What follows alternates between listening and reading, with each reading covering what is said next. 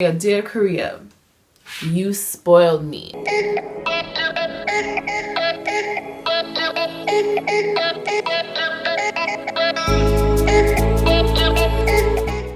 made a list of 5 reasons why I feel like Korea spoiled me.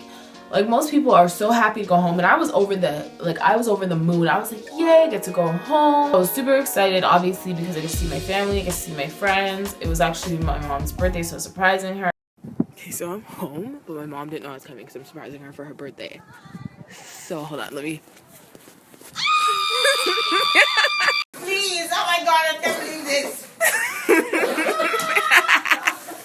It was one of my best friend's birthdays, and I was surprising her too. So I was like super excited to go home. And when I got there, I realized that Korea had spoiled me. For example, number 1, customer service. So first of all, customer service in North America just sucks. The thing that stood out to me was basically in Korea, you do not tip. Tipping is not a thing here. I believe I was told they see it as rude. Like, they work hard for their money, why are you giving them extra? Except for the taxi drivers who are always holding their hand out for a tip. Ain't nobody got time for that.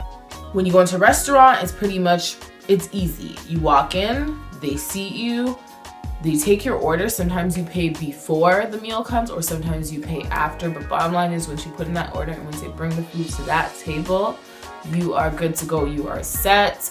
Like, you don't even have to talk to them again. And if you want to speak to them, there is a button on your table, and you click the button and they'll come to you. It's not a periodic, like every 5 minutes or every 10 minutes they're popping up at your table. And you really don't realize how annoying that is until you don't have to deal with it for an entire year. Basically, the very first day I came back, I went to surprise my best friend, and we went to this, just like to get wings. Okay, we went to get wings. And we're sitting there, I'm trying to tell them the story, and boop, here comes the waitress. Now I'm back on my story. Yeah, so I was there, I was in the airport in China, and boop, she's back again. I'm just like, what the hell? Look, I'm trying to talk, and she just boop, boop, boop, boop, boop. She just would not stop popping up, and I'm just like, can you get? And then there goes the ding, ding, ding reminder. Hey, they have to work for their tips, and I was just like, god damn, I forgot that was a thing here.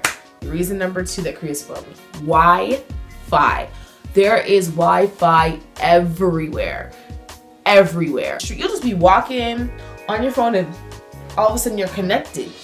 I'm just so used to it. So when I was home, I didn't have a phone. Like, I didn't have a phone number because I got rid of my phone number. And now I'm out here in the streets and I don't have a phone. And I'm just like, damn. So I had to be like messaging people, you know, like back in the day when you didn't have a cell phone, so you'd be calling your friends, I'll be at your house in 10 minutes, look out for me. And you had to be like running out there, make sure you're there in the 10 minutes. Your friend's like peeping out the window looking for you. Yeah, that's how it had to be. Number 3, small talk. So I'm not fluent in Korean. I know a little one too, but for the most part, I'm not able to make small talk. Back home, obviously, like, especially since I've been abroad for a year, like, I see people I haven't seen for a year and haven't spoken to me in a year, and they're just like, oh, where have you been? And blah, blah, blah. And I'm just like, appreciate people taking an interest. So if they're taking a genuine interest in what I'm doing, cool. And like, if they know what I've been doing and they're just like, oh yeah, I heard about it, I am all the way down for you. I am here for you. But if it's just like random small talk, you didn't even know what I was doing, and all I'm hearing is womp, womp, womp, womp, womp, womp. Like, I don't want to have this conversation right now. Being able to overhear conversations, I thought I would like that, but not really, because it gets very noisy for you, especially when you've been abroad for an entire year. It's just like, holy crap, you guys talk so much. People talking at me especially, I was just like, I was exhausted from listening. It was all love. Like, there's a lot of people who are just showing genuine interest, so I have all the love in the world for you. I think it was number 3. 1, 2, I think it was 3. Number 4, I really hope I said it was 3, but number 4, oh my god, I would forget. Where's my 4 is, it's gonna be a 2-part. Everything is cheap. Most things in Korea are cheap. Random things that we want, like things from back home that you go to Home Plus for, those are kind of expensive. But in general, things are pretty cheap here. I'm on my last $5 here in Korea, and payday is Thursday, and it is Sunday night, and I'm like, ooh, I only have 5,000 won. I'm not crying because As much as ramen is not good for you, there is ramen over at the 7-Eleven, which is on every corner. FYI, 75 cents, like you are all the way good to go. So the other part to it is that there's food everywhere, on every corner. I swear to you, there's no way that you can go hungry in Korea. You step out of your apartment, there's a food cart, the little lady, yo, those ladies come so clutch though. Like they'll be on the side of the road, I'm like, hey, so can I get a, and they, yo, it's all deep fried, so none of these things are good for you. But if you really needed to, you could survive out here in these streets on like 5,000 to 10,000 won for like a week. You could do it. I believe in you. You could do it. Number 5 is going to be appearance. In Korea, appearances are really big. However, when you're a foreigner, well, I like to say we all have like this foreigner card. You get away with stuff like, you know, crop tops are a thing, really. We get away with that. Get away with piercings and tattoos. Like they'll still stare at you. They're already staring at me because 1, I'm a foreigner. 2, I'm black. 3, my hair is probably in some interesting hairstyle and they're trying to figure out how, what, where, why, when, who.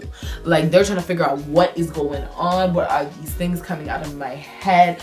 They're between, should I grab it? Should I just stare? Like they have their own internal battles about me.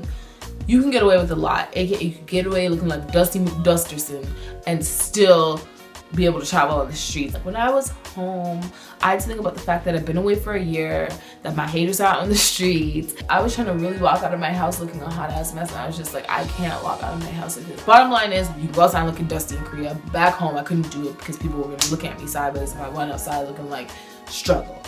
And I wasn't trying to have that in my life. I think that pretty much sums up my list. Thank you so much for watching this video. I really enjoyed recording it, so I hope you enjoyed watching it.